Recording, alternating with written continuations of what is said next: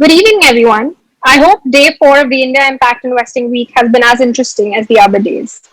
I'm Swasti, Senior Manager at IIC, and your host for this session, a panel discussion on the state of impact measurement and management in India. We have a very elite, if I could say, a very elite set of panelists, all eminent industry leaders who have designed and shaped global impact measurement and management practices and standards. We will also launch an IIC KPMG research study on the same topic, which is State of Impact Measurement and Management, IMM, in India. Now, as far as today's discussion format is concerned, or the session format is concerned rather, the session is divided into two parts. The KPMG and IIC team will present findings from the study in the first 10 to 15 minutes, which will be followed by a panel discussion moderated by Devang Bhandari, partner KPMG. The panel will take questions from the audience in the last 15 minutes, so do send in your questions. You can send them to the Q&A chat bot on your screens. Moving on to our report now. Now, the report is a joint effort by IIC and KPMG. Devang Bhandari and Sakshi Oberoi from KPMG, Shriya Nene and myself from IIC worked in the initiative with constant guidance and mentorship from Ramraj Pai, CEO IIC, and Santosh Jairam, partner KPMG. The report is a first attempt to capture a baseline of the current state of industry-wide impact measurement and management practices in India. We used a survey approach to conduct the research. We interviewed about 26 leading investors with active impact investments in India for the purposes of the survey. And our report, much like our survey questionnaire, has been structured to analyze the state of IMM practices in India at two levels. First, macro, which is we were trying to understand the overall industry-wide sentiment and perspective of the IMM practices in India, and the micro, where we evaluate the investors' level of impact consideration and the approach adopted across 5 stages of the investment life cycle, which would be strategy setting, deal origination and screening, measurement and analysis, reporting, monitoring, and exits. Devang, I'll hand it over to you to go through the findings. Thank you, Swasti. That was nicely said the context, so thank you so much. Good evening, all. It's a pleasure to be here, and I hope everyone is healthy and safe. A quick introduction. I'm a deal advisory and strategy partner and a member of our impact investing practice at KPMG in India. Having worked with private equity funds on the commercial side for several years, I can truly say that the impact measurement and management, famously known as IMM, is where the rubber meets the road for impact investors. This is one of the core characteristics that differentiates impact investing. We will now walk you through our key findings.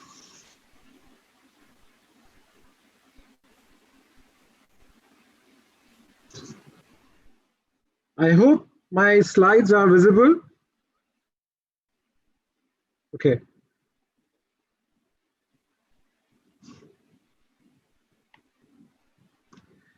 So, starting with setting the context, Swasti has already done a great job in setting the context in terms of the way we've approached this report. And we've set up, the way we've looked at it is at a macro level, which is at the overall industry, and at a micro level.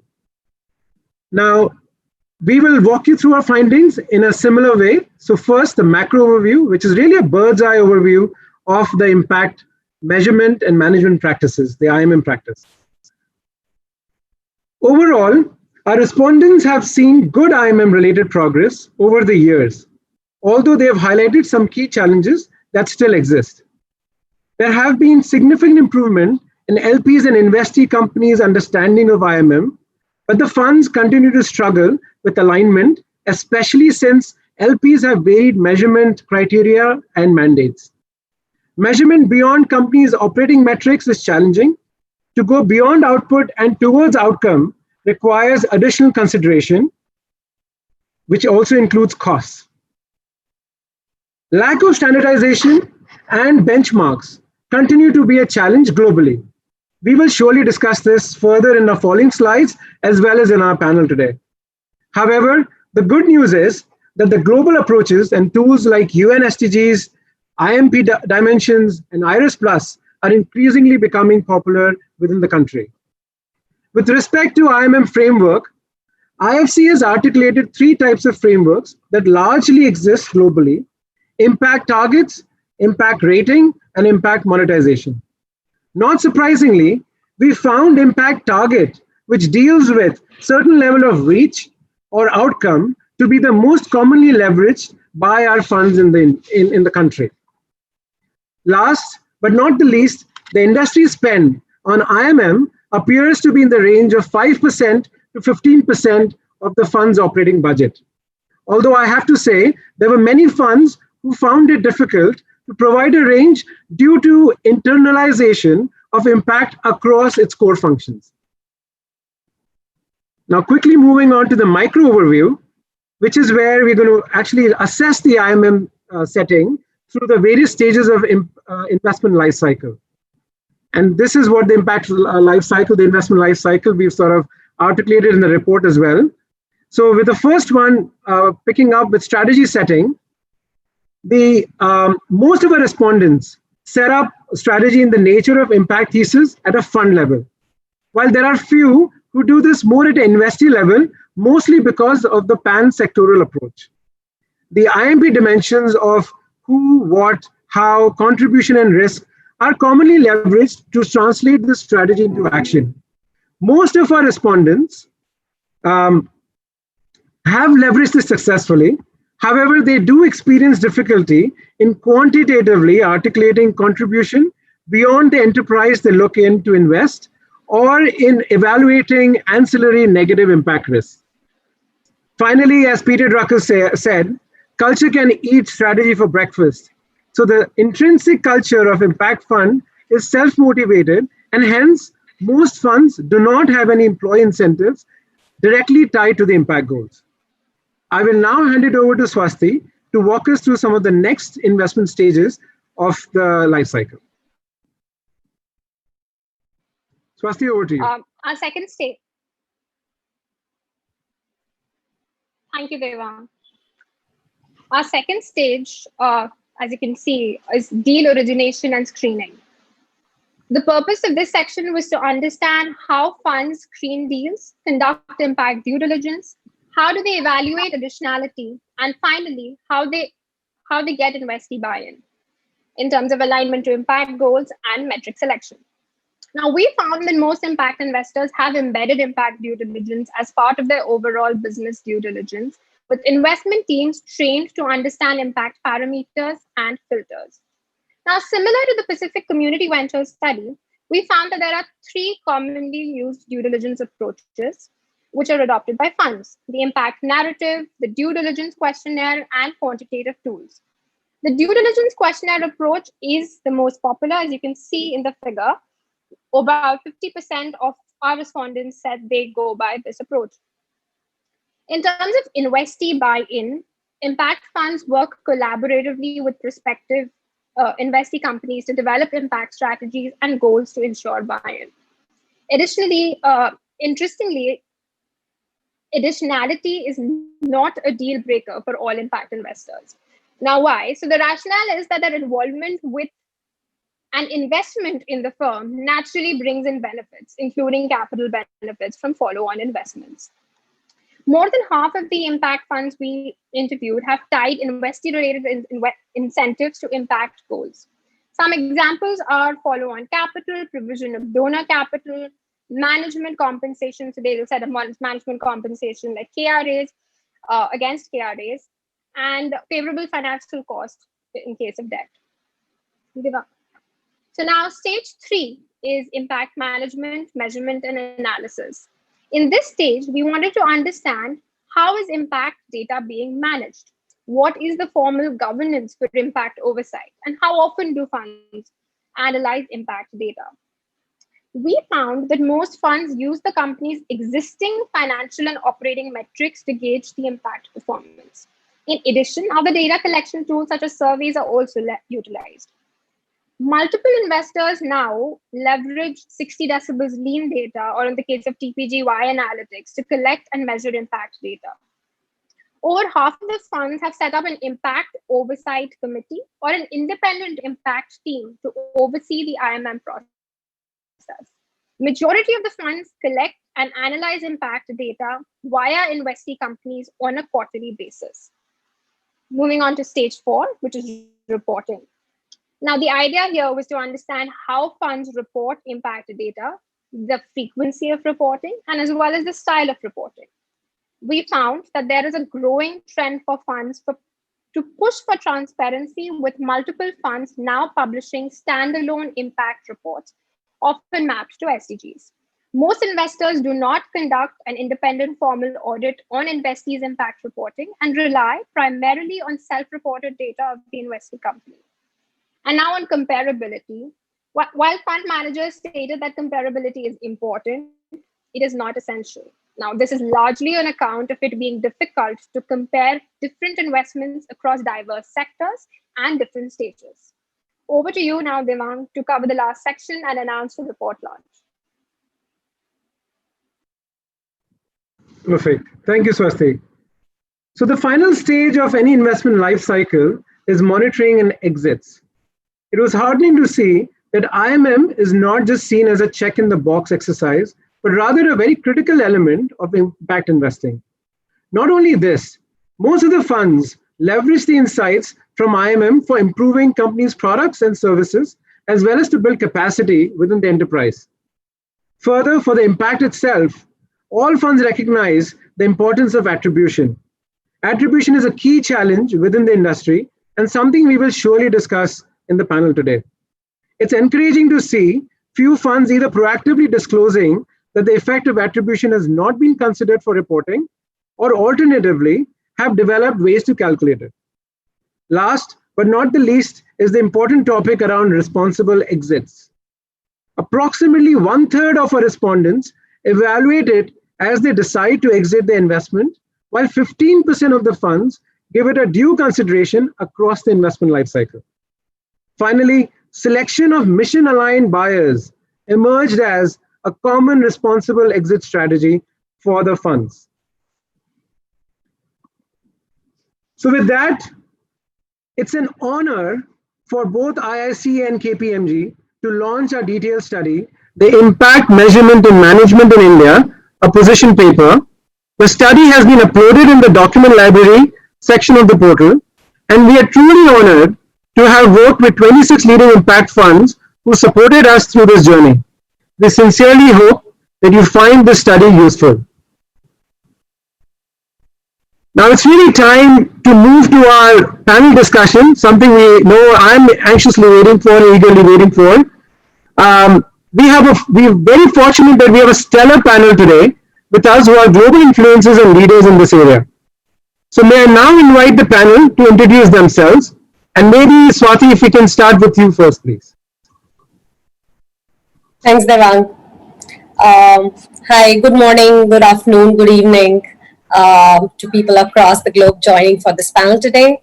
I currently work as the Director of Impact Measurement and Management at Avishkar Group. Overall, I have about 15 years of experience, mostly in financial services sector in India, which includes about a decade with CRISIL's research and advisory businesses, where I largely looked at water, waste, sanitation sectors. And last, I was working with Northern Arc Capital, which is a NBFC and investment bank in the microfinance institution. By education, I'm an urban planner and MBA finance, and I'm also certified in social impact strategy with the University of Pennsylvania, and really delighted to be here. Thanks, Devang. Excellent. Thank you so much, Swati. Great to have you here. Dan, would you like to go next? Thank you, Devang, and I'm thrilled to be part of this panel. My name is Diane Damsky, and as head of the Secretariat of the Operating Principles for Impact Management, I manage the outreach, communications, and administration of the principles. I came to the World Bank Group after more than 25 years in the private sector to lead initiatives focused on mobilizing capital for emerging markets and impact investments. So I jumped at the opportunity to be a part of the IIC team that developed the impact principles, which we launched in April 2019. After the launch, I moved over to head the Secretariat. Perfect. Thank you so much, Diane. Bharat, would you like to go next, please? Sure, thanks, Devang. Thank you. And let me just start first by congratulating IIC, Ramraj, and colleagues for this stellar event. I think if an example of turning crisis into opportunity and making it the biggest Prabhav ever, I think you guys deserve a lot of credit. And also for launching this report. I think it's sort of a first ever effort, I think, to taking a very pragmatic view of what is the state of impact measurement in India. And I think it'll go a long way in driving this conversation forward. So congratulations. Just to introduce myself, I'm Bharat Pandey. I'm a partner at Omidyar Network India, an investment firm focused on social impact. We are funded by the philanthropic capital of Pam and Pierre Omidyar, the founder of eBay. At ON India, I lead strategy, impact measurement, and new initiatives. Prior to this, I've had the fortune of working as an advisor to the Minister for Rural Development in the government of India, and as a partner at Dalberg, a global social impact firm. So I've seen IMI myself, I suppose, from different lenses. So great to be here. Great. Thank you, Bharat. Veronica, would you like to go next? Sure. Hello, everyone. I'm Veronica Lazabal, Senior Advisor and Director of Measurement, Evaluation, and Organizational Performance at the Rockefeller Foundation. I thank everyone for inviting me to be here today. A little bit about me. I've been following this story since we coined the term impact investing back in 2007, and since the launching of the GIN. And I'm so excited to be here today because it really does, as Bharat mentioned, signal a new stepping stone, a new turning point to the story of mainstreaming impact investing. And so I'll close by just saying that I am also on the board of the World Benchmarking Alliance that's really thinking about bringing public and private capital together for a more sustainable future. And I've been nominated to be president of the American Evaluation Association. And so happy to represent the evaluators out there. Excellent. Thank you so much. Roshni, over to you. Thanks, Devang. Hi, everyone. I'm Roshni Bandesha. I lead the Impact Strategy Division at Leapfrog Investments. We're a private equity fund who focus on the emerging consumer opportunity that is essentially reaching low-income consumers who live below $10 with essential financial services and healthcare products. I've been in this space for about 5 years now. I started my impact journey with Leapfrog, so being the second person they hired, and it's really heartening to see the people on this panel because I've seen different players play a very different role, starting from doing macro building to micro building as well. But just a little bit about my experience. So within Leapfrog, we deliver impact through a very quantitative aspect as well as thinking about the consumer insight side of it. So my experience has been really thinking about how do you take these insights into portfolio management and as well as diligence as thinking through a traditional private equity investor, how can you be top class? Before this, I was at McKinsey, where I really deep dived into the healthcare sector itself. Thank you. Excellent. Thank you, Roshni. Pradeep, over to you next. Hello, everyone, and greetings and namaste to everyone who's dialed in. First of all, thank you for giving me an opportunity to be a part of this panel. Congratulations to IIC for pulling this off, and congratulations to KPMG and IIC on this wonderful report. I've only briefly glanced through the report. I do hope to spend some more time reading it in detail. My name is Pradeep, and I'm with the Ford Foundation, head Ford Foundation in the region. Some of you may know that Ford Foundation, we have an endowment that we work out of, and using the endowment, we make grants, but then we also do equity and debt investments. And the equity and debt investments are the ones that we like to call impact investments. And I guess later on, I'd be glad to share some of our experiences. I'd also like to remind those who are not aware how usually these conferences are done, that usually they're done in Delhi. And I'm based in Delhi, and I feel really bad for those of you who cannot be in Delhi right now, because if you were, you would smell the wonderful fresh air with a hint of paddy field smoke from Punjab that some of us are privy to right now. But hopefully next year we can fix it. Excellent. Thank you, Pradeep. Last but definitely not the least, Rachel, over to you from GEM, who's been leading these amazing thought leadership pieces. So Rachel, over to you. Thanks, Devang, and good morning or good afternoon or good evening to everyone who's joining. I'll just echo the remarks of my fellow panelists of congratulations on this big event and on the launch. It's really exciting. I know how much work goes into these types of reports. And it's also an honor to be on a panel with so many friends and members and supporters of the GIN and of the industry. So I am a senior manager in the research department of the GIN, the Global Impact Investing Network, and I'm leading on our impact performance analytics. The GIN is a global champion of impact investing. We work with the membership of 350 organizations around the world and produce research, impact measurement guidance, and other resources to help advance the market. Our most recent piece that's really relevant to this conversation was the State of Impact Measurement and Management report that we've released earlier this year, which offers a global perspective to complement many of the insights that we're seeing here specific to the Indian market. So I'm excited to see a lot of commonalities and also some really interesting distinctions that illuminate the kind of specificity and the value add of the Indian market specifically. So thank you for having me. Excellent. Thank you, Rachel. So for the audience, the way we're going to do the panel today, the structure of the panel is the first section is really going to be getting to know the IMM from the panelists. So I've got a specific question for each of our panelists and vis-a-vis their organization, just so that we can get a bit more perspective from them. The second part of the panel is going to be really around discussing on the key topics which are usually discussed as some of the complexities within the IMM space. The third part of the round is going to be, I'm really looking forward to, it's a word cloud experiment we're going to do, where we're going to ask our panelists, either give them a word or a sentence, and we'll ask them to just tell us whatever is the first word or a sentence which comes to their mind. So that'll be third part, so we'll do some interesting experiment around that. And then last but not the least is really getting the questions from you all, and hopefully I'll be able to do some justice, hopefully with some of the questions we'll be able to ask, so we'll ask the panelists, and then we'll conclude. So really a good, so we're looking forward to the next hour or so. So thank you again for joining us, and thank you to all our panelists for spending the time today. So let's start with, Diane, if I can start with you. Recently the impact principles reached a new milestone with more than 100 signatories that represent 30 countries globally. The question is really around how has the approach of the signatories to IMM changed since the official launch of these principles? It'll be great to get your perspective on it. Great, thank you, Devang. We now have 105 signatories, and we do have one from India. We were very pleased to welcome our first Indian signatory during the summer, so COVID has not prevented, momentum behind the principles.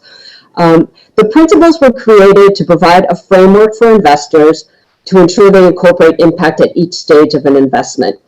It does not specifically prescribe an impact measurement methodology, but impact measurement is required. And I would like to thank the GIN and IMP were very engaged in the development of the principles. So there's a lot of collaboration with other market leaders.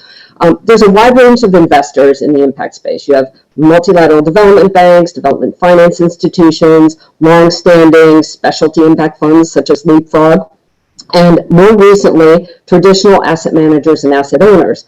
So given this diversity, there was a need for a standard to bring discipline to this growing market and better distinguish impact investing from other types of responsible or sustainable investing. So first, the impact principles clarify what is required to be an impact investor. Secondly, the impact principles require all signatories to publish on an annual basis a disclosure statement in which they describe their impact management systems and processes and how they align with each of the principles. So these disclosures increase the transparency of the market, providing information on the different approaches to impact investment. And there isn't any one right approach because look at the variety of this market, small, different markets. So there are different approaches. So I would say that rather than changing their approach to impact management, the impact principles have added a level of rigor to the systems and processes of the signatories. It forced even long-standing impact investors to take a step back and a critical look at their systems and processes. So they had to describe in words for the first time how they do what they do, and they also had to state it in a public forum. It's on the principal's website, and it's also on their own website.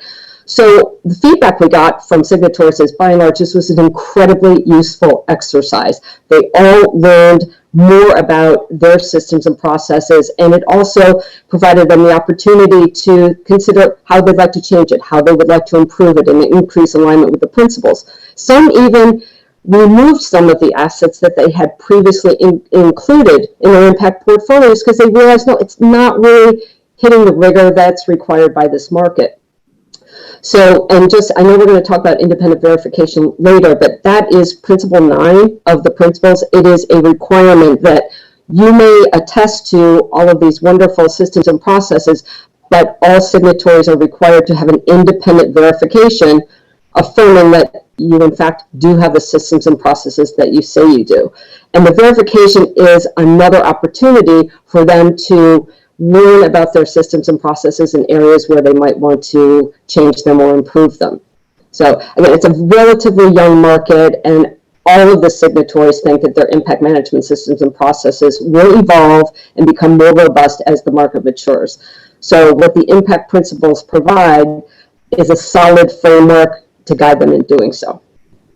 Got it, got it. No, I think that's very useful, and I think it's really good to know that it's sort of letting the funds to take a step back and look at, from a principal standpoint, what is the impact of their portfolio, and do they have the right portfolio in that sense. So great to know, Diane. Thank you so much. Veronica, if I may come to you next. In 2019, Rockefeller partnered with MacArthur Foundation and set up the Zero Gap Fund, which is incredible, by the way. It's a great initiative to deepen the scale and the impact potential by deploying the catalytic capital. Now, I see that the Rockefeller Foundation has released an impact report for its Zero Gap Fund, and I've actually gone through it. Can you speak to how you are structuring and managing impact in light of that? Yes, I'd be happy to. And for us, this is a very big milestone. This is our first ever impact report. And so you can imagine, after 107 years, to be able to say that it's pretty big, and I think very much aligns to the goals of the Zero Gap Fund, which are focused on impact, innovation, and scale. And a shout out to my colleague Roshni from Leapfrog, who is part of that fund and really helping to drive the norms and behaviors that we'd like to see all investors building into their work. And so in short, because I don't have a lot of time to dive deep into what our impact management and measurement methodology is, I'll say that number one, it's very much aligned to the best-in-class approaches that are surfacing and that were discussed earlier in the launch of the new report, as well as what the GIN has found in terms of what are the going approaches, which is great because that means that fragmentation, which, as you know, has always been a challenge in our space, is starting to level out, at least at that level. There's fragmentation in other areas that we'll talk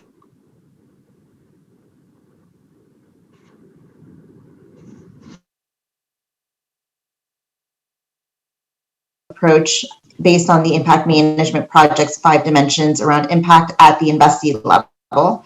And I call that our micro level as well. We generate a lot of micro metrics that are very useful for both the investee as well as for us. And second, we also thread impact management practice throughout the life cycle of our investment decision-making cycle. So everything from in our due diligence phase, from framing impact all the way through pressing go and actually doing something with the data, which is the impact management part. And tied to Diane's points around Principle 9 of the IIC, we are considering how to hold up the mirror to all of the self-reported information that we're getting and considering impact assurance, both at the field building level, which we've invested in, as well as when will be the right time for us to be holding up the mirror. We're thinking 3 to 5 years. So that's it in short. Please do go read the report for how we're doing so far. Great. Thank you so much. And I would highly recommend anybody who's interested in the topic should read the report because it very nicely lays out the 5 dimensions of IMP and really highlights the ancillary negative risks as well as part of the report. So thank you so much, Veronica. Varun, I'll come to you next. I mean, Omidyar is obviously known for pioneering thought leadership in the field of impact investing. And recently you published the Omidyar Impact Framework, which covers the investee level and portfolio level impact. We've also actually highlighted the framework in our study as well. So it'll be great to get your perspective on the framework, and then also practically how is it applied and how do you sort of balance the direct versus sector impact. So I think will be very good to know your perspective on it. Great, thanks, Devang. Happy to give an overview. So I think the ingoing challenge for us has been that we are a very diverse investor, right? We are what we call a dual checkbook investor. We invest in both for-profit entities that create social impact and do grant making to non-profits across 5 very diverse areas, ranging from financial inclusion, education, and more sort of complex, almost early stage subjects like data privacy and so on and so forth. So how do we create something that is simple, practical, but that could work across such a diverse portfolio was the question we were trying to answer. And so how did we go about it? I think, we said there are 2 levels at which we want to see change, right? So one is what we call direct impact, which is essentially impact of the products and services that our investees or grantees are offering their customers or beneficiaries. And then there's sector impact, which is catalytic change that can be spurred in the sector beyond the direct customers of our investees. So at the highest level, there are these 2 things, right? And within direct impact, we measure 3 things. One is, of course, reach, which is just the cumulative number of beneficiaries or end customers, a metric, I think, which is tracked quite regularly by most people. A second is depth, which is slightly more challenging, but the way we measure it is we sort of take improvement in the quality of life as measured by a customer survey as a metric of depth of impact. It gives us at least a sense of perception of depth of impact. So how much did the investees product or service improve your life, and people give a range of answers, and then we sort of take that into consideration. The third is inclusion, which is essentially where, and we focus a lot on the income pyramid. So where in India's income pyramid do you fit? We measure this again through customer surveys, and typically our focus is what we call the next half billion, which for the purposes of measurement we have defined as consumers earning less than 21,000 rupees a month household income in India, which is roughly about 60% of Indian households. So direct impact is reach, depth, and inclusion with clear metrics for those. Sector impacts is a little harder, but I think we've sort of developed a handle on how to do this. And here, I think a couple of innovative things, right? One is, I think we actually measure imitators. And when I say imitators, I mean, other organizations that may have either replicated or adapted in some way, or even inspired by the business model of an investee of ours, right? Because I think the belief here is that initial pioneers can spark changes in the way businesses are done or impact is created well beyond the reach of their own business activities. So that's what we're trying to capture when we say imitators. The second is follow-on capital raised, which is, since we funded an organization, how much more capital has that organization raised? Because that also gives a sense of, are we crowding in interest in this organization from others? And lastly, we measure contribution to impactful policy change. So the extent to which the work of our investees is contributing to policy change. And for this also, we have actually developed a 5-level framework on how would you consider impactful policy change.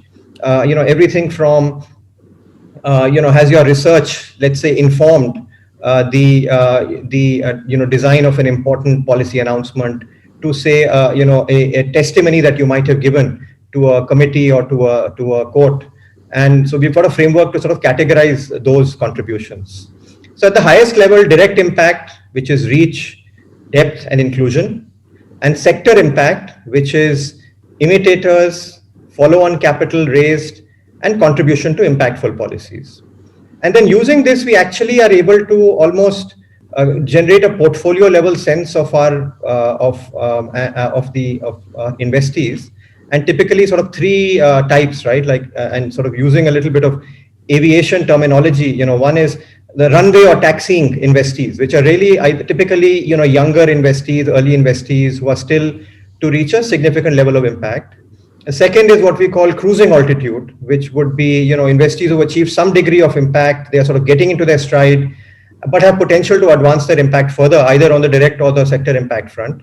And then we have a third category, which is sort of impact stars or stratosphere, which is investees who demonstrate very, very significant level of direct impact, as well as significant sector impact that one can be truly sort of proud of. And we use this as a way of sort of a cheat sheet, if you will, to both figure out how we are doing as a portfolio on impact, and also where do we need to support investees to do better. The one last thing I'll add here is just, we are often asked about the complexity of all this. There are 2 types, there are 6 categories, there are, you have 60 investees, especially as a investor that does both for-profit and non-for-profit investing. Is this really practical in the real world? So I think our experience is yes. I think we have a portfolio of more than 60 live investees currently, active investees. And that I think the point is that sort of striving for insight, but trying to keep it simple and balancing rigor and practicality. I think the metrics are designed to be robust, but without imposing excessive burden on investees to sort of go into a reporting thing. And so the ethos here really is not so much report and comply, but really learn and improve. And I think that helps build a movement within our investees around this idea. Got it. Well, that's very helpful, Bharat. And as I mentioned, we have highlighted this framework in our report. So folks who can download the report, please do have a look at that. I think it's a wonderful and a very simplified way, but of course it has a lot more sort of thinking behind it. So hopefully it will help you to think about your impact measurement and management practices.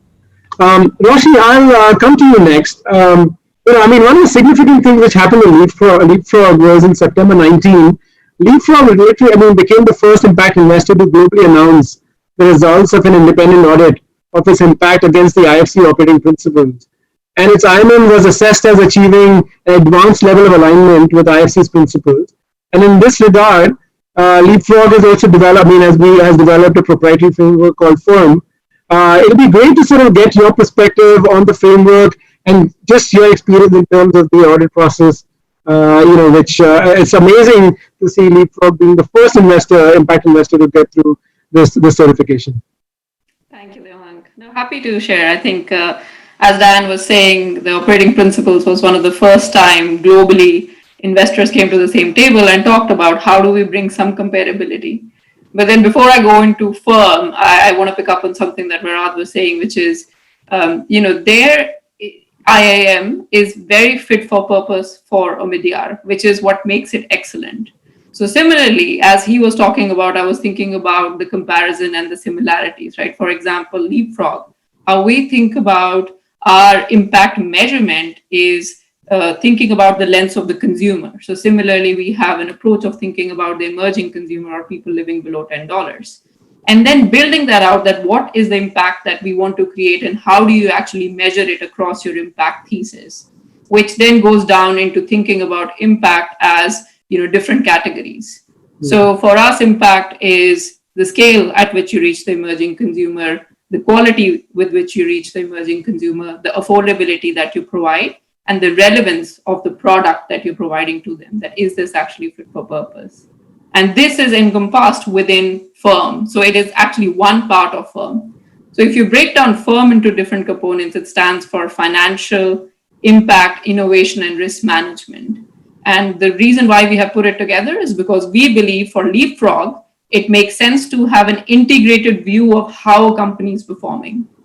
One of the things that really helped us do this is taking a bit of the operating principles view, but from the beginning, which was very, very nascent. So about 10 years ago, when the first fund was being set up, we were very clear that if we are not going to hold ourselves accountable, then we will never actually deliver impact because it still goes into the story. So we started with having impact measurement as developed under FIRM as a core sort of KPI for us. So each of our funds since then has an IRR requirement as well as a reach requirement, which we always understood as being one part of impact, but how do you then think about the different dimensions? Firm, then we thought about, it's a measurement tool. Then we started really building through it in a sectoral way. So if we are thinking through financial inclusion, we went into firm for one sector, which was insurance, and then built it out for credit, built it out for payments, and built it out for pensions. What that helped us is that within the sector of financial services, you can start tracking information, which is impact focus or financial focus, and bring in that comparability because it's all embedded within one system. And also firm, because it was in-house and proprietary, we were able to align it with external standards. So for example, SASB or IFRS, bringing those elements that work for us and our portfolio companies into firm so that we are tracking what really matters. But at the end of the day, a measurement system can only be successful if the management is brought forward. And that's been the refreshing part over the last couple of years when people are focused on the management. Like you can track whatever you want, but if you don't have the right investment professionals and the impact professionals who are using these measurement tools to manage the portfolio, it's actually a loss. So for us, the experience of doing the operating principles was actually demonstrating that measurement was one part which we have solved in the sense that it works for our portfolio. And management is something that we've also tried to build through in terms of having separate committees, having a deeper engagement with our investors, such as Rockefeller, and talking to them about how do we improve these things. I think it's a long path ahead, getting to the right management approaches. And if we as investors can be very careful about thinking what works for me and being absolutely true and sticking to that, that's how we will actually at the end get some kind of comparability and relevance. Excellent. Very, very good to know. And I think your point around the management, understanding of management in the investing team is really, really crucial. So thanks a lot for that. Swati, I'll come to you next. Of course, Avishkar is a pioneer impact investor in the country, and it invests across sectors, and it's clearly focused on impact target framework. With several years of impact investing experience in the country, it'd be great to get your perspectives on how the IMN has evolved within Avishkar, and you just really give a good view to the audience and to us in terms of how Avishkar has been thinking about it. Yeah, so thanks for that interesting question. We started publishing our impact reports before there was a term of impact investing known as it stands today. We started doing impact measurement when I don't think we really had the IRIS framework or the taxonomies, and now we have the SDG, all of that. So the way we started was building our own set of impact measurement metrics. And while we started with specific sectors and specific geographies, I think our idea of impact itself has evolved over the decades, or at least one and a half decades now.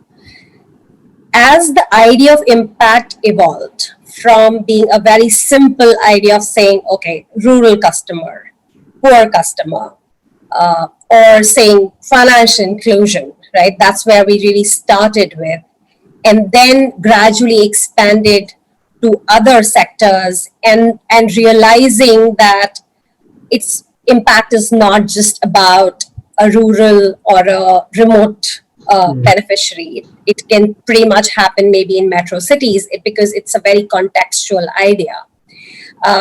So I think for us, it has always been a learning curve.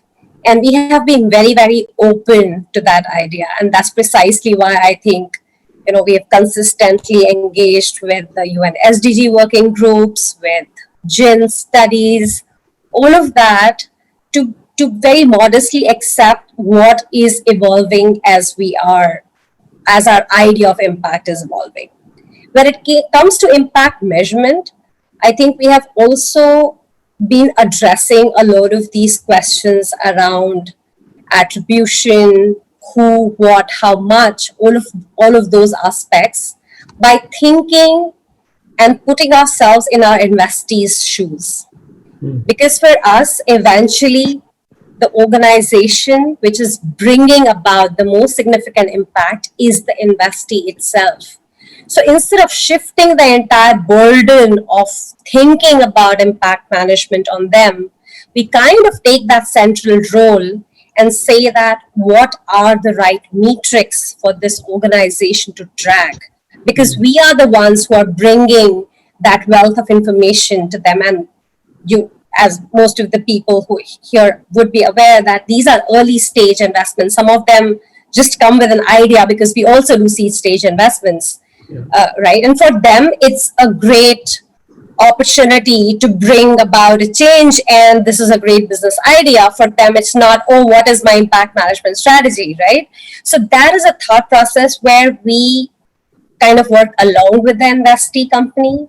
The moment they come in, over a period of time, we have developed more and more sophisticated and standardized ways across each sector, then geography, as we have moved out of India to Southeast Asian markets across sectors, to define a set of metrics that pretty much happens at the time of the investment. And that is when, we kind of set the impact benchmarks. And then we handhold, we don't even need to handhold, because the impact metrics are so strongly aligned with the business models itself. So earlier, maybe the nuances of these impact metrics was simpler, but now over a period of time, and as Varad would have mentioned and Roshni has mentioned, that for us, we realize that there is beyond direct impact, there is sectoral impact, there is a market impact, then there is a policy or an ecosystem level impact that's happening. Now that's for Avishkar, for us to define, and then help the investee say that how is this closely part of my business model, and then help them report this information back to us and therefore to themselves month on month for years, and be very transparent about it. And we don't just retain the communication or the transparency to the investee and to ourselves, or just to the LPs. We kind of make sure that it's also shared with an external world. So I think the combination of having impact metrics, then impact benchmarks, then impact KPIs, and then completed with a reporting cycle. I think this is the evolution that we have seen from just saying financial inclusion, rural areas, to all the way to defining from a simplistic idea of impact to a complex idea of impact, and eventually taking the onus, or not shifting the burden of this whole complex thought process on the investor, but kind of leading that from the front. And finally, I think having adequate humility at all points of time of saying that, okay, what else how can we make this better year after year? Got it. That's a great description of the evolution, Swati. So thank you so much. I think one key thing if I take away from here is, the centralized role which you're playing with the investee companies to think about the impact, I think is really a value add, because that really takes off a bit of the burden from the entrepreneur who's really thinking about a lot of other things. And of course, this is one key element of the investment. So thank you again. Pradeep, I'll come to you next. I know we've had our conversations earlier as well, and the Ford Foundation's DNA is really around equality and justice, which is a thematic area as we're talking about, which is typically people would say is very difficult to assess quantitatively. But equally, I know that there is a very, very strong rigor within the foundation as far as the emphasis is concerned on impact measurement. So being an LP as well, and while focusing on these thematic areas with a strong bias for management, if you can provide your perspectives on IMM and and the influence of it on the impact funds where you choose to invest. Thank you. I really enjoyed listening to all the panelists before me and learned a lot. And I think, Devang, from what I understand, quite a few of these answers are there in the report. So I encourage everyone in the audience to read the report. As a private foundation, we're a private foundation that has an endowment. We use our endowment to further our mission. And our mission, like you rightly pointed out, is one around social justice and equality. Now, the way we go about trying to achieve the mission is like how Bharat said, they use two dual checkbook. In a way, we use almost 2.5 or 3 checkbooks, right? So one is a checkbook where we use grants to directly give to, if you may, investees. The other 2 checkbooks that we use is one, we have a tool that we call PRI, which is Program Responsible Investing, and then there's an MRI. So the one thing that's common across all these 3 tools is that all 3 tools insist on a social return, right? The thing that's different in these 3 tools is that the financial return is definitely non-existent for grant, is somewhat non-existent for PRI also, but is definitely something that we require for the MRI, right? So for the MRI, the financial return that we require has to meet the same prudence standards that any other conventional investing has to meet. So because we have these 3 instruments in a way, and because we have the flexibility that it's our endowment, in a way we have some flexibility in how we decide to define and measure our social returns, right? Financial returns, like I said, has to follow the same standards like any other conventional investments. And so because of this, because we have the luxury of defining it, we take it very, very seriously. To your point, we just come out of an exercise where we spend 1.5 years just coming out with metrics for our social returns, right? Where to Bharat's point about how you can have direct as well as sectorial returns, for us, since we work in each of these three instruments, we work on very different sectors. So, for example, in grants, we might work on anything from violence against women to something in arts and media. And then in the PRIs and MRIs, we work on sectors. So for us to actually have social returns that cuts across all of these and have some returns across is very, very difficult, as you can imagine, to collate all of this. But that's what we spend time doing. And to what Roshni said, it's very, very different for each of the sectors. So, if we are doing, let's say, through, and like you said, we don't do in the PRIs and MRIs, very rarely do we do direct investments. It's mostly through organizations, through Leapfrog or some, Uniters or whatever. So an added layer, I guess, is how do you actually measure through someone else's own definitions of what social returns may or may not be. So it is a challenge. It's not very straightforward. It is a challenge. But having said that, since we have a set of social outcomes for each sector that is defined, we use those as a filter, I guess, in a way to find those kind of funds like Leapfrog, which might not have 100% alignment with ours, and we accept, and we kind of realize that's the way it's going to be, but still has to have some shared alignments in those outcomes. And since we do that through other funds, for us, conversations with those funds mostly revolve around our set of outcomes, their set of outcomes, and to see if there's some common alignment. Rarely do we go in and actually try to change or influence a fund on changing their outcomes based on ours. And I think if you do, most probably those kind of partnerships will not last, right? Because we like Leapfrog for the amount of time they've spent in deciding what their outcomes need to be, right? The social outcomes need to be. So we would find it not right to walk in and say, you got to change your outcomes based on ours. But having said that, we usually find common grounds between what Leapfrog, to use an example, if one of the social outcomes, right, that we have is that in most of the work that we do, we need to see gender equity, whether it's more women represented in the organizations, or the ultimate, goal being that, women visibility in public spaces. The lens we would use to see if Leapfrog is a fit for us is to see if they have very similar goals in the investments that they do, right? And I think that's where we're willing to say that we'll make that compromise and actually invest in Leapfrog. But having said that, depending on the instrument that we use to invest in Leapfrog, we will still have the same financial returns, which will also be for us a filter to decide if Leapfrog is in a proper investment or not. Having another layer for us on the social outcomes is not only are we interested in the social outcomes of the eventual, the investment, but if we are going through Leapfrog, we would also be interested in the social outcome for Leapfrog also. Meaning, as an example, one of the criteria for us to decide on a fund might be gender diversity within the fund, right? Another criteria might be, if we are saying that one of the social outcomes that we want in selecting funds is more first-time fund managers, that might be another thing. So I guess what I'm trying to say is, even within the social outcomes, there are many layers to what the social outcomes that are important to us are, not only in the eventual investment, but also in the, in the medium that we go through, like a fund, to get to that investment. Got it. Got it. No, that's very very helpful, and great to have an LP who can bridge the gap as opposed to enforce their own measurements. So I think really refreshing to know that.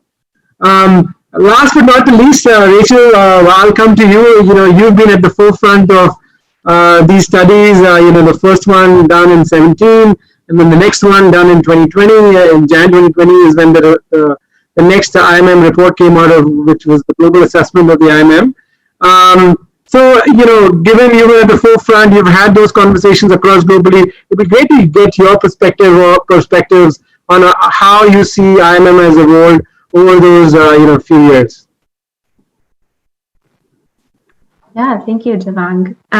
It's been a really fascinating journey to observe and to be a part of. And I think I'm hearing echoes of this in the remarks from all of my fellow panelists as well.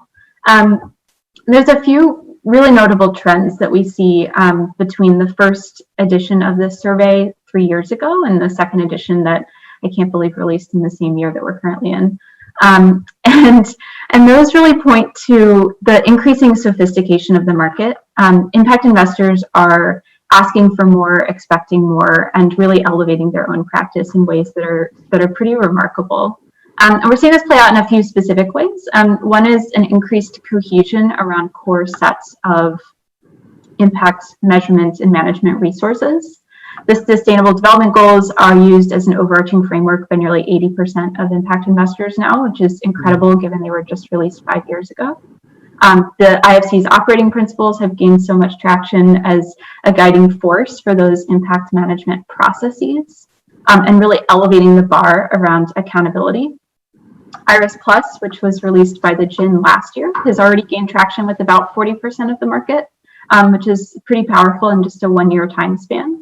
And this helps align impact investors around core sets of metrics so that we're comparing apples to apples and looking at the same information within a given sector or theme. And then, of course, the Impact Management Project has come forward as a huge force to help make sure that we're talking about the same nuts and bolts, the same aspects and dimensions of impact to help elevate the conversation and put us all on the same playing field. So in many regards, we're seeing just a huge push forward in the sophistication and the cohesion of the market. That said, of course, fragmentation remains a challenge in many regards. As the number of tools and resources has continued to grow, there is still remaining fragmentation. But increasingly, these tools are aligned and built to complement and to work together. And I can see that even with the group that's on the panel today, where I think we've all been in touch in some form or another to help advance these conversations. And the other big trend that has emerged is a growing demand from impact investors for insight into impact performance in a comparable and meaningful way and accountability to that performance. So some 84% of our respondents said that the core challenge that was facing their organizations was this inability to compare their own impact results to market performance. It's a major gap in the market and one that the GIN is really excited to start to address. We've been doing some additional research beyond this specific survey that looks at the impact performance of impact investments in key sectors. So last year we released some content on clean energy and housing. And then 2 weeks from today, we'll be releasing more content on agriculture and financial inclusion, which helps to start this conversation. There's work to be done, but one of the core characteristics of impact investors is this commitment to field building and this commitment to engaging and continuing to advance not only the discussion, but the practice. And so we're hopeful that this can continue to drive forward as the market continues to develop, welcome in new players, and really move the needle on some of the pressing social and environmental challenges that investors are trying to address. Got it, Rachel. I mean, that's very helpful. And in fact, in our report as well, at many places we have sort of reference to the GIN report, especially highlighting some of the similarities we've seen within the Indian market versus the global market. So again, great to get your perspectives on this. So we'll now quickly move into the second part of our panel. Given the number of topics we want to cover, and for the benefit of the audience, we would want to cover as many topics as possible. if I would request, I'll come to some of you specifically as we go through the topics. If I may request you to sort of just limit your response under a minute, I think that will help us to sort of get through this quickly. So the first one really is around innovation and costs. One of the biggest roadblocks for investee companies is to develop an exhaustive impact measurement system is the cost. And to that end, what are some of the innovations you've witnessed that is solving for cost as well as providing deeper insights? So that's kind of the question. So let me start with Varad, if you want to just give your perspective on this. Yeah, so I think firstly, I would say that the, very often people like us on this panel, impact measurement folks have to face this question of cost. I think that we need to do a paradigm shift in this conversation from, it's not a cost conversation, it's a value conversation, right? And when we are serious about social impact, we should really reframe that discussion rather than defending the costs of this. At the highest level, I think that's important, right? Yeah. But coming specifically to your question, I think the cost issues, in my view, sometimes can be exaggerated. I think there are a lot of innovation happening today where, using technology and lean approaches, where we can do data collection and aggregation in a cost-effective way. I think many of the colleagues on this panel, I'm sure, use systems and processes like that. We do an annual process of listening to the voices of our entrepreneurs, customers. Last year, for example, we did a sample survey of about 3,000 end customers across 16 portfolio organizations. And we did a cost analysis, actually was less than 1 rupee per beneficiary kind of thing, right? So I think, and it's also, this is very important, of course, if you're serious about impact, if you want an ear to the ground, to understand the evolving beliefs, needs, attitudes, and behaviors of the people we are seeking to serve, right? And I think, similarly, also cost-effective ways of doing partner voice surveys, right? Like listening to our entrepreneurs probably and investees is equally important because they are closest to the people who are being served. And once again, I think this is eminently doable. I think one of the, another unintended benefits of COVID will be that everyone will get more comfortable with virtual approaches to doing these kind of interaction surveys, etc. And I think that's where a lot of activity will come. But investors have an important role here, right? Like, I don't think we can leave it to our investees to figure it out. Firstly, It's not that straightforward. And secondly, if you are committed, we should, show up and show our commitment to it. Yeah, no, absolutely. Very aptly said. Veronica, any views on that? Sure. To amplify that, listening, generally speaking, has become a very good trend. We also work with the 60 decibels team, and to give everyone else perspective, we used to live in a world where we used to say we couldn't do impact measurement because of the costs on one hand, as has been talked about, and on the other hand, it was also because of the costs, there must be no off-the-shelf approach. Let me just bespokely create a new system, which actually was very costly, right? And so luckily we've matured and technology has evolved, and so now we have lean data, mobile tech, that does drop the cost down 10 times, maybe even more, really depending on what scale you're working. And a non-tech approach, which I think is quite innovative, is acknowledging, number one, and as you've heard, that we as LPs and investors actually spend a lot of time driving that cost because we have a whole list of demands.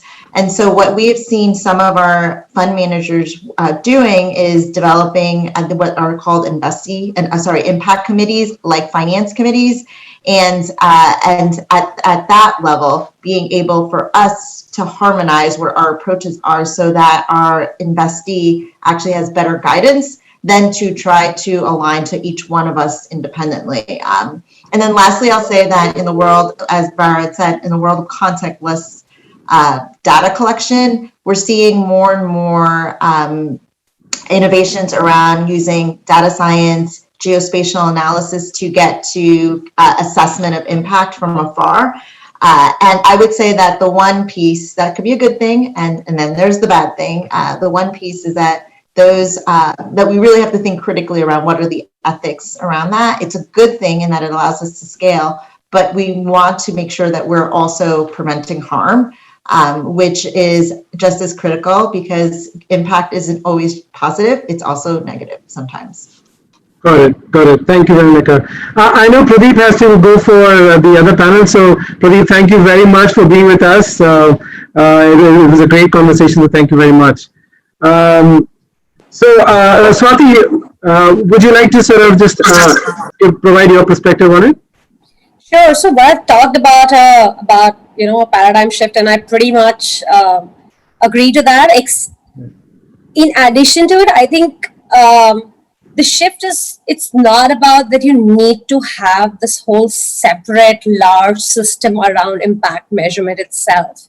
Because again, if you're choosing the right investees and their focus is on driving certain social or environmental outcomes, especially social outcomes, I don't think any investee company or our portfolio companies can really scale without having those basic systems, understanding about their customers, having their customer data, all of that in place, isn't it? So for us, impact data is so ingrained as a part of the business financial performance and the operational performance data that we do keep a strong eye on all of these aspects, and also encourage the businesses to use the investments to build up that technology without seeing that all the time as a whole separate line item, right? And if you keep having that attitude in a way that, okay, this is my line item cost for impact measurement, I don't think it really works like that, because for me, my entrepreneur is trying to solve a waste problem. And if he has his customers as a part of his onboarding, a part of his mobile application development that he's going to do as a part of his business, he has to have his eyes and ears firmly on the ground and understand whether he is helping them improve their incomes or not, right? Same goes for financial inclusion. I can't imagine a microfinance company today being able to manage their risks well without having a very close eye and ears, understanding their customer data day in and day out, right? And eventually, I'm not saying that is a foolproof way of looking at it, but it does work pretty well, especially for early stage companies and for most parts of your impact data, of not seeing it very differently from your business data.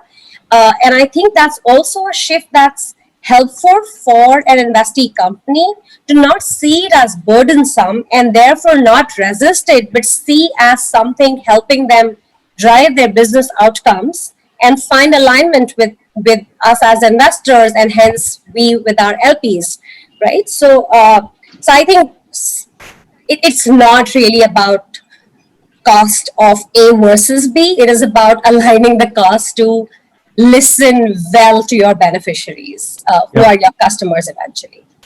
Got it. Got it. Devang, I just had one announcement to make. So we're starting the panel discussion on scaling pay for performance in Audi 2, and we can now take questions from the audience as well. Got it. Perfect. So, I've got some interesting questions come up here. So we'll pause for this one and just go to the audience questions. The first question, which is interesting actually, is what is the best practice of in linking GP incentives to impact outcomes? Is it desirable? Would GPs be better motivated for impact if carry linked to impact outcomes? A very interesting question, which I have actually explored with some of you during our interviews, but who would like to go take this first?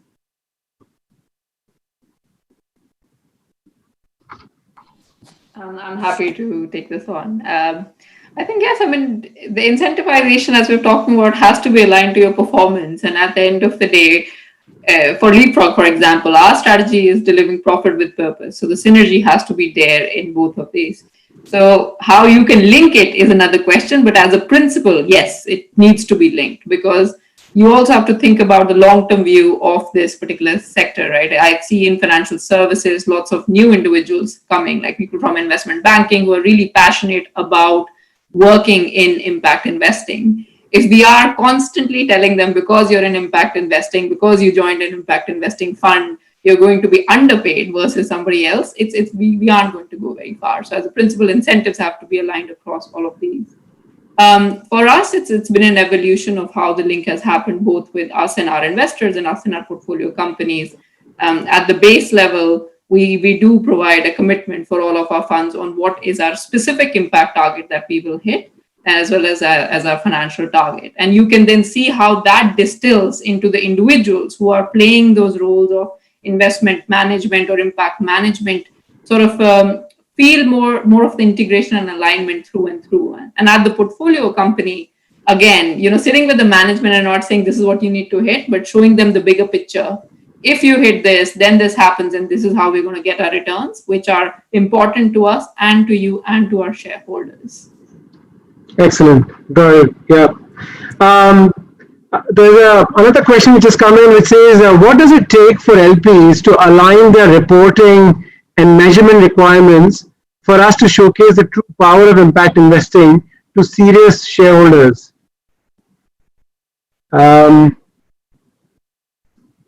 Varad, would you want to take this one? Sure, I'm not an LP, but I think the broader sense of the question, I think, is that bringing more consistency and stuff on reporting, right? I think that's really important. And I think the one, I'll share an example actually, which is many of you would be aware of this idea of a social stock exchange, and that the fact that India is started on that journey with the announcement of the finance minister, and then SEBI setting up a working group over the last year, which has come up with a report on this. And I had the privilege of working a little bit on that. But one of the things there is they have actually developed in that report, and I'd encourage everybody to see that report, because I think it sort of tries to provide an answer to this question, is some sort of a common framework of impact measurement that can appeal to a very wide range of donors, LPs, etc. And essentially the fundamental premise is we need to have a graded gradual approach, understanding that, and graded gradual in two ways. One is, of course, the recommendation is start with a self-disclosure system based on a series of questions, etc. And over time, as the system gets more sophisticated, it can become more specific in terms of disclosures, and also auditing of disclosures, and so on and so forth. Because also, I think the ecosystem of folks like you, Devang, who will have to do social audits, etc., social impact audits, etc., does require some more time. So gradual in terms of, let's start with self-disclosure, gradually build the ecosystem and move towards more metrics, and also graded in terms of lower requirements for smaller organizations. And this is especially relevant in the non-profit sector, where smaller organizations have lesser capabilities, funds, etc., to do complex impact measurement. So have a graded system where organizations below a certain size can have lower requirements, can be self-reporting, while those who are much larger can be expected to do more. And I think that's an excellent approach, at least a starting point. And actually the whole promise, I think, of the social stock exchange idea is to come up with something that can provide a common language around this, and thereby drive much more capital in socially relevant causes in the country. Got it. Yep. Got it. Thank you, Varad. I'll just quickly come back to a couple of questions which I wanted to cover through our panel. There is a whole issue around attribution which gets talked about, and seems to be a complicated issue for IMM. So what steps can be taken to address this without really creating an additional burden on the organization, on the enterprise? Rachel, if we can start with you, just based on what you've heard and what you've seen, historically, or through the global, feedback. Sure. Yeah, and attribution is it's a complex issue. Being able to definitively say whether one tranche of capital is responsible for results is really hard. And at the industry level, we don't yet have all the tools that we need to be able to do this. But that said, we are making pretty good progress. I think the IMP's 5 dimensions includes a dimension on contribution, which is a big step forward in, at the very least, understanding how you may begin to assess the impact that has occurred relative to what would have happened otherwise. And this is broken down into investee contribution or enterprise contribution and investor contribution. A lot of that is anchored around intentions, but increasingly we're also seeing ways to translate those intentions into results. Looking at the types of capital that are being provided, the form of engagement that an investor plays with respect to its investees, the objectives that are set at both the investor and investee levels, and the timing. The timing really does matter when it comes to achieving different impact results. And this is a really important aspect of the research I briefly mentioned earlier that we're working on impact performance, is starting to unpack some of these different issues in the hopes that we can begin to move in a more systematic direction towards understanding the influence of different types of capital on results. I can't say definitively that this will lead to a perfect understanding of attribution, but I think it's a first step in moving in that direction that can help really understand the roles of different types of capital and how to play a complementary function as a functioning market, and how capital really can help drive change at the investment level. Got it. If I may just add very quickly to Rachel, just to, I think, emphasize Rachel's point, and I would even argue that we should not, as investors, even seek attribution. I know it's a provocative statement, but I think we should be humble enough to recognize that, our funds are going to be one of many inputs into the success or lack of things that we fund. And therefore, even sort of setting the expectation of attribution is something one should avoid. One should be humble enough to accept contribution. Of course, there are circumstances where, one might be trying out new things and new experiments where you may want to embed much more rigorous attribution type evaluations, right?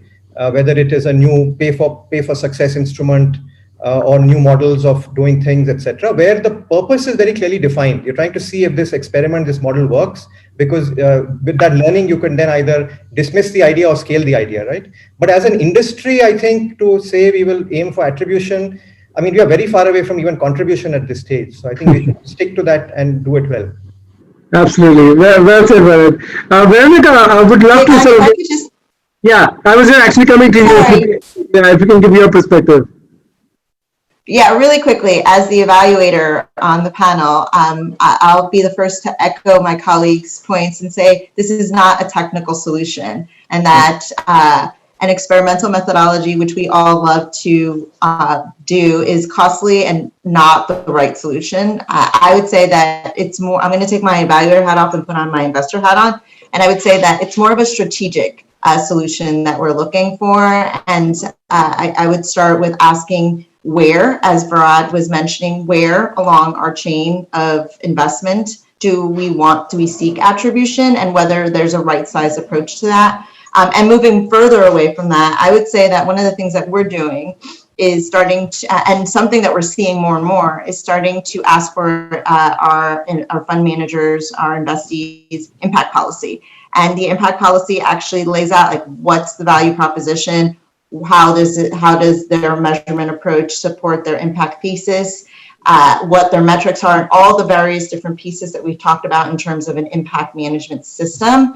And there's a really good start, I would say, from an investor perspective, in looking where there's an opportunity for attribution, knowing that we all work in the same world, we all fund many of the same actors out there. And so this idea that we might be able to identify what our unique attribution is a little bit of a very, very, very, very far off North Star, and that we're really in a contribution space. Yeah, absolutely. Thank you, Veronica. I'll just quickly jump on to this next question around, from an Indian standpoint, are there any policy level changes which are required in India to really enable impact measurement? So I'll come to Swati. Swati, what's your view on, is there anything we can do at a policy level to really kickstart or jumpstart this process? So I'm gonna sort of take a cue from what Varad had mentioned earlier, right? So social stock exchange and the document that has been prepared around it, and once it becomes functional, the organization or the institution itself, the fact that there is now a definition of minimum reporting standard itself is a great start. In addition to that, even if there are enterprises not essentially aiming to list on the exchange right away. Even then, creating this common definition of minimum reporting standards itself is helpful. However, having said that, it's not easy. It would not, we cannot kind of stay at that minimum reporting standard long enough.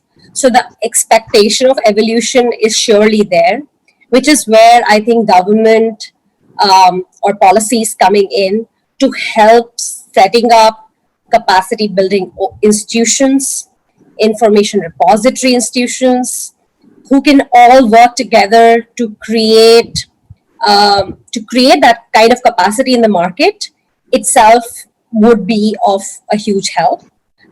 And thankfully, the Social Stock Exchange report does recommend creating a capacity building fund.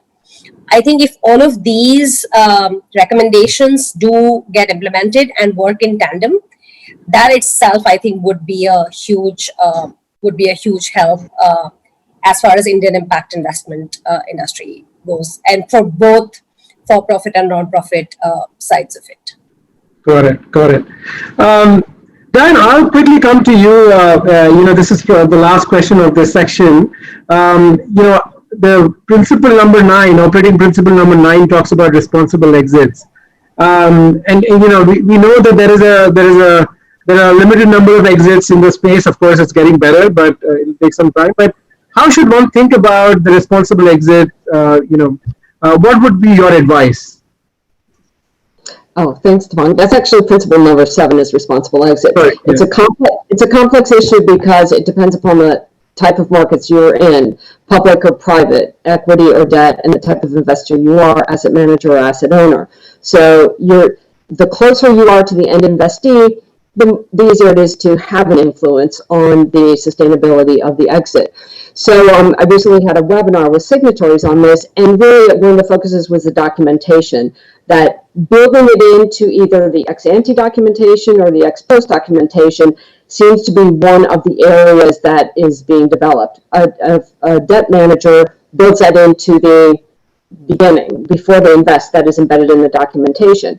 One of the private equity managers say they tried to include this in the sales documentation, but there's a lot of pushback by the buyers at this point. So it's still a work in progress, but it's a very important conversation. It's a complex principle. And I think that what they did mention, that if you are in specific types of investments, that inherently there's a sustained impact. If it's renewable energy, if it's a specific type of technology, no matter who you sell it to, it's really hard to unwind that. So in a lot of impact investments, there is a natural sustainability of the, what you have achieved. So, I mean, if you want specific examples, I would look to Roshni to provide that. But Devang, I did want to mention one thing about the cost. Independent verification required by Principle 9 does not have to be a costly exercise. It has been done in a very innovative way by smaller funds. So I don't want small to say we can't afford to do that. I'm happy to talk to you on offline about that, but that's independent verification does not have to be external, and we don't want people not adhering to the principles because they think that I can't do principle 9. So, and then for that, the principle 7 examples, I look to Roshni for that. Great, thank you. Roshni, over to you. Yes, absolutely. So actually responsible exits was one of the more interesting things, which is new and evolving, and we're seeing very, very different structures. I think from the very beginning, we've tried to incorporate it from a legal standpoint, but that has numbers of challenges, and we can talk about it. So instead, how we thought about it is, how do we make it a part of our own management so that it's not a decision in the end? So what we built is called the Responsible Exit Framework, and this framework essentially does two things for us. The first is it guides us on the right timing for the exit. And the second thing is it helps us in the right selection of the buyer. So from an exit timing perspective, because firm is incorporated throughout the measurement and management approach, we do understand that prior to any exit selection, under the framework, we need to check whether the impact targets or the mandate have been met or not. If they haven't been met, then for the committee, you do need to provide analysis and decisions on why you still think that this is the right time for you to exit. But if you have crossed the hurdle of the timing, from a buyer selection perspective, we're looking for two core things, which is The first is the alignment of the buyer with the emerging consumer strategy. And the second is the alignment of the buyer with the management team. And these are slightly different dimensions. On the emerging consumer strategy, for us, it's where the rubber hits the road. If we think that the buyer is going to come in and strip out the strategy that we've built, then it's actually been a failure on our part. And it's also not the right buyer for us, right? Because they're going to take away the value that has been created.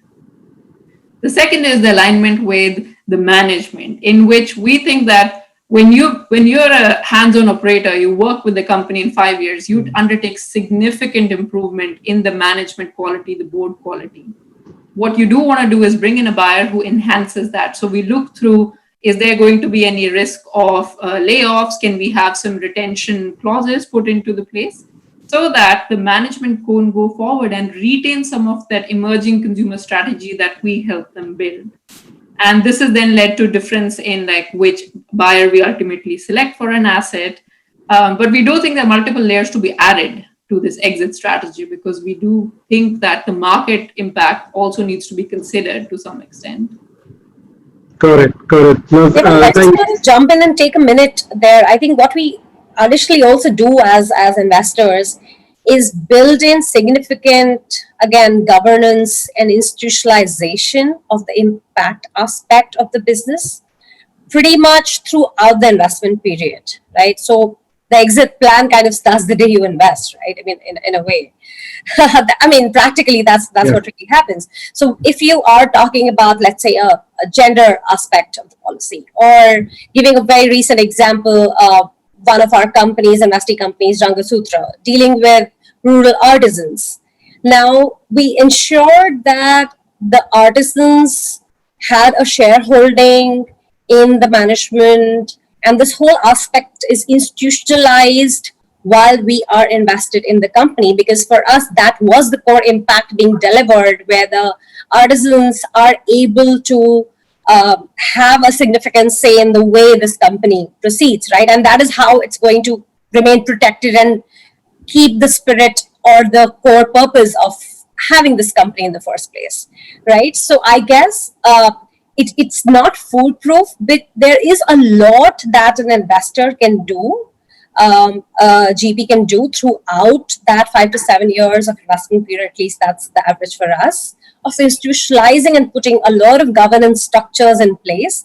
And it's not easy to undo that aspect for the next set of investors.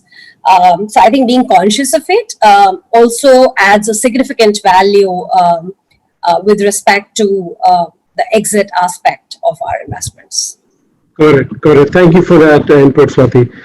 So we'll I know we sort of over time, but I definitely wanted to do that word cloud rapid fire. So if everybody is ready, I'm just going to take a word, and whichever one is the first word which comes to your mind, you're just going to tell me that. So please don't think this is rapid fire means literally rapid fire. So and I will drive I'll drive the sort of the way we want to go about this. So the first one is just simply impact measurement. So Swati, you go first. Essential. Bharat? Insightful. Veronica? Critical. Rachel? Progressive. Roshni? Exciting. Excellent. Okay, the next one. Investee company. We start with Roshni. The heart of delivering impact. Rachel? Central. Pradeep? Sorry, Pradeep is not there. Diane? And you're on mute. You're on mute.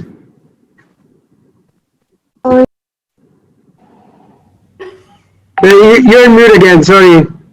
There's double mute here. I said critical. Investor. Excellent. Bharat? Unsung heroes. Swati? Pretty much the same. Heroes. Veronica? Listening. Excellent. Okay, the next one is impact data. We start with Rachel. Standardized. Roshni? Benchmarkable. Swati? Perpetual work in progress. Bharat? The real deal. Veronica? High quality. Diane? Complex. Okay, this is the last one, but interesting one. Impact washing. We start with Diane. Avoid at all cost. Varad? Real and present danger. Swati? Totally avoidable, but can't be avoided. Roshni? The biggest problem that we're going to face very, very soon. Yeah. Rachel? Addressable. Veronica? The reality. Excellent. Well, that really sums up. So I hope the audience has got some sort of theme after talking about some of these the keywords we talked about. And really, a big thank you to all of you for patiently listening and answering the questions and really giving insightful and candid sort of your feedback. And it was really insightful for me personally. And I think there are lots of key takeaways, which I'm sure I'll sort of take a day or so to put together. But thank you again for all the time, and really grateful to have you all today on the panel. So Swasti, over to you. Yeah, thank you so much. Thank you for the engaging discussion. Extremely insightful and a lot of learning for myself. And I think, as Roshni actually aptly put it, impact measurement is only successful when impact management is efficient. Having said that, I sort of understand there's a lot of progress that we've made in this field, but challenges remain and will continue to remain. So on the housekeeping bit, our report is available for download on the documents library section. And for the audience, we have a session on scaling paper performance running in Audi 2. So you could sort of move on to that after we conclude here. Thank you so much, everyone.